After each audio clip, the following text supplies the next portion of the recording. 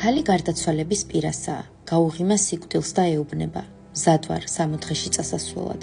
Რატომ გადაწყვიტე რომ 60-ში მიდიხარ, ჰკითხა სიკვდილმა. მშობლები უსამართლოდ მსჯიდნენ, კლასელები მჩაგრავდნენ და დამცინოდნენ. ქმარი მცემდა და მღალატობდა. შვილები უმადურები გამოდგნენ. უფროსმა სამსახურიდან დამითხოვა. მეზობლები მჭორავდნენ, მე კი მაინც კეთილი ვიყავი ყველას მიმართ. იმდენი ტანჯვა გამოვიარე რომ 60 დავიმსახურე.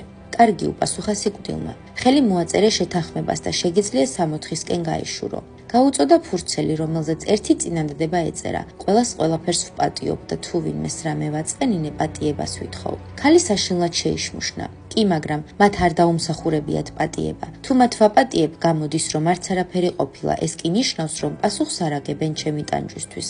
რას გრძნობ მათ მიმართ, ვინც ამდენი ტკივილი მოგაყენა? კვლავ კითხა სიკვდილმა. ბრას, წყენას, მრისხანებას და უსამართლოდ მიმაჩნია რომ უნდა ვაპატიო. რა მოხდება თუ მათ აპატიებ? ქალი ჩაფიქრდა და უპასუხა. სულში სიცარიელე დაიბუდებს.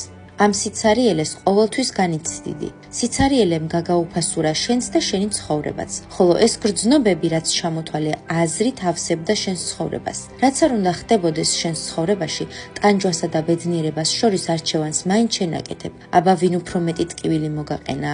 გამოდის რომ თავად მე ვავნე ყველაზე მეტად ჩემს თავს, ჩაილაპარაკა ქალმა. დიახ, თავად მიაყენე ყველაზე დიდი ტკივილი საკუთარ თავს და ამის გამო მთელ სამყაროს ადანაშაულებ. როცა შექმნი სამყაროს, სადაც პირველ რიგში შენი გრძნობ თავს კარგად და ამის შემდეგ სხვები, მაშინ დაიმკვიდრებ ადგილს 60-ში, მიუგო სიკვდილმა. თუ მოგეწონათ ვიდეო, გამოიწერეთ ჩვენი არხი, არ გამოტოვოთ შემდეგი დღის რჩევა.